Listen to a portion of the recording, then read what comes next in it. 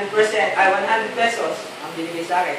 70% daw, nung pera niyo, o 70 pesos para madali, ay para sa expenses ko. Gastusin ko lahat ng pagpapotocopy, pamasahe, pagkain, 70%.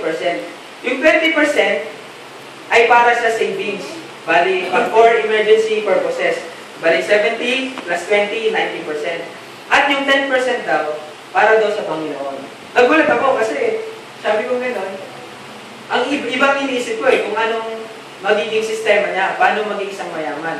Pero nagulat ako nang galing sa bibig ng isang unbeliever, na ang 10% na matatanggap mo para ikaw ay sikreto ng pagyaman, ay mag-tithes at ibigay sa Panginoon.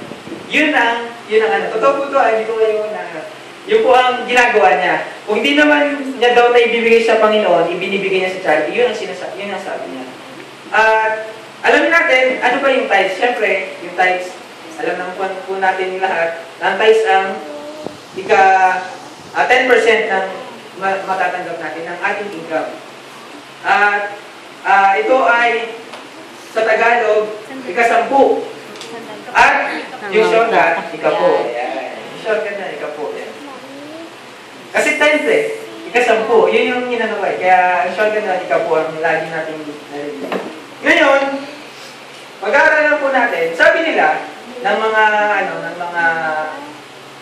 sumisira o naninira about sa tithes, sabi nila, ang tithes daw, hindi na dapat yan ibigay ngayon. Kasi, New Testament na daw tayo, kasi panahon pa daw yan ng sa batas. Pero makikita po natin sa Biblia na wala pang batas.